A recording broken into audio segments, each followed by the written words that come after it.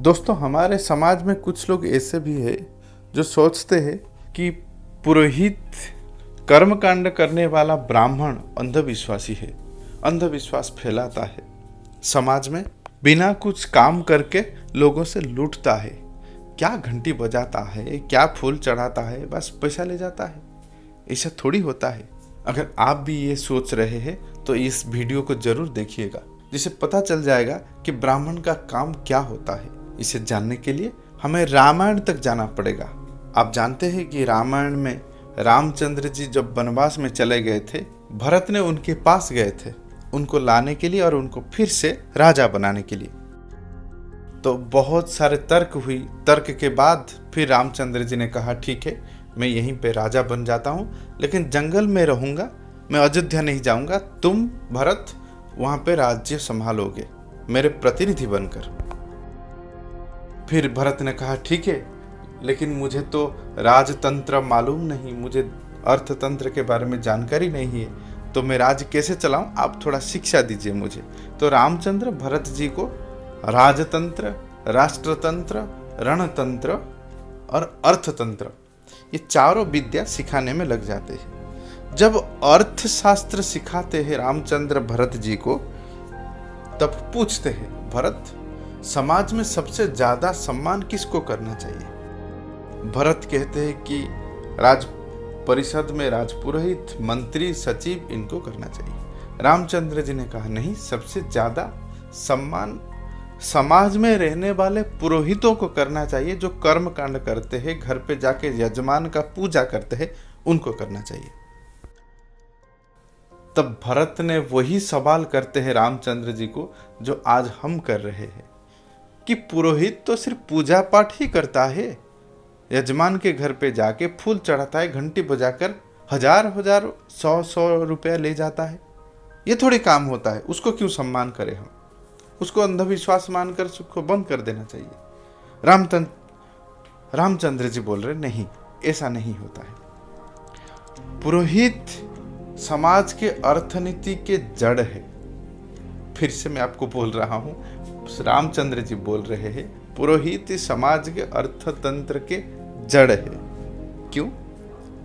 आप सोचिए, जब आपके घर पे कुछ पूजा हो, गणपति जी की पूजा हो, सरस्वती माँ की पूजा हो, दुर्गा पूजा हो, कुछ भी हो, आप क्या करते हैं? पहले पुरोहित के घर पे जाते हैं, और पुरोहित क्या करता है? एक चिट्ठा बना देता है, लिस्ट बना देता है, ये चीज सामान बाजार से लेकर आना चाहिए। क्या लिखता है? धूप लिखता है, दीप लिखता है, दूध, दही, घी लिखता है, थोड़ा गोबर लिखता है लाने के लिए, धान लिखता है, फल लिखता है, फूल लाने के लिए लिखता है, कपड़ा लाने के लिए लिखता है, मिट्टी का पात्र लाने के लिए लिखता है, लोहे का कुछ पंच धातु में लोहे का कुछ चीज लाने के लिए लिखता है, तांबे का पात्र लाने के लिए लिखता है, थोड़ा काठ लाने के लिए लिखता है, कुछ पत्ते लाने के लिए लिखता है। ये सब होता है कि नहीं? और मिट्टी का मूर्ति भी बनाने के लिए लिखता है। तो उसमें क्या होता है? आप सोचिए, लॉजिक में, तर्क में सोचिए, अगर हम काठ लेकर आएंगे तो काठ बनाने वालों को रोजगार मिलेगा, अगर फूल लेकर आएंगे पूजा के लिए, माली को रोजगार मिलेगा, फल धान लेकर आएंगे, किसान को रोजगार मिलेगा, दीप धूप लेकर आएंगे, दीप धूप बनाने वाले लोगों को रोजगार मिलेगा, मिट्टी का पात्र लेकर आएंगे तो कुम्हार को रोजगार मिलेगा, तांबे का पात्र लेकर आएंगे तो कंसारी को रोजगार मिलेगा। इसका मतलब ये हुआ कि पूजा के माध्यम से पुरोहित समाज के हर कोई लोगों को रोजगार देने का व्यवस्था बनाता है, इसलिए उसे फाइनेंशियल मैनेजर भी कहा जाता है आधुनिक भाषा में। ना कोई धनी रहेगा, ना कोई गरीब रहेगा, ना कोई ज्यादा अमीर बन जाएगा, ना कोई पूरा गरीब बन जाएगा, सबको समान रोजगार मिले, ये व्यवस्था बनाया जाता है। अगर अमीर को कहा जाए कि अमीर, तू गरीबों को पैसा बांट दे, वो बांटता है क्या? लेकिन पूजा के माध्यम से उनको रोजगार देता है, ट्रेड देता है, डोनेशन नहीं देता है। उसमें लोगों का स्वाभिमान भी बढ़ता है, उसके साथ वो समाज में क्रियान्वय भी हो जाता है। सबको समान रोजगार मिलने के बाद सभी कहते हैं कि भगवान के कृपा से हम अच्छे हैं।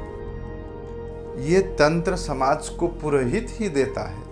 और रामचंद्र ये भी कहते हैं कि व्यवस्था ऐसा होना चाहिए कि वही पुरोहित को सम्मान मिलना चाहिए जो पुरोहित यजमान के घर पे खाना तक ना खाए, सिर्फ अपना दक्षिणा के सिवा और किसी पर लोभ ना आए, क्योंकि जिसके घर पे नमक खाएगा उसका व्यापार बढ़ाने के लिए वो राजनीति करेगा, उसका व्यापार बढ़ाने के लिए वो तंत्र बनाएगा, इसमें भ्रष्टाचार शुरू हो जाएगा।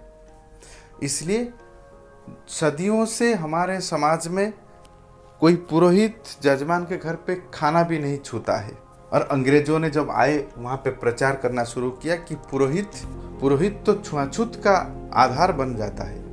और अंग्रेजों ने ये भी प्रचार किया कि ब्राह्मण समाज ने छुआछूत का ज़्यादा व्यापक तौर से प्रचार कर रहे हैं। और भी हमारे समाज के कुछ पाखंडी ब्राह्मण थे, उसका तर्क ना समझकर छुआछूत को भी बढ़ावा दिया था।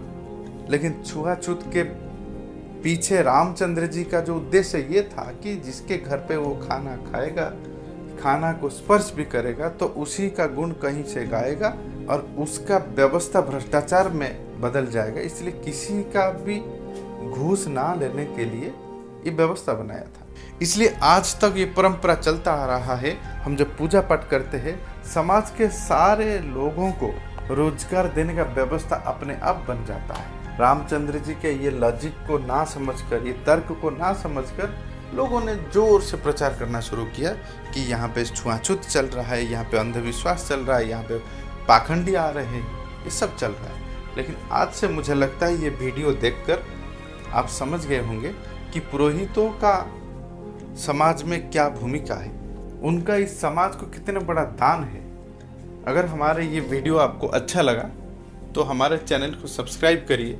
आगे हम आपको ऐसे नई नई कहानियाँ सुनाएंगे जो आपको और समाज को सख्त ज़रूरत है। अगर आपके मन में कुछ शंका हो या कुछ बात कहना चाहते हैं, आप कमेंट बॉक्स में भी लिख सकते हैं। और हमारे वीडियोस को लाइक ज़रूर करिएगा और उसको ज़्यादा से ज़्यादा शेयर करिए, ताकि हमारे समाज में ये अंधविश्वास वाला बात छुप जाए।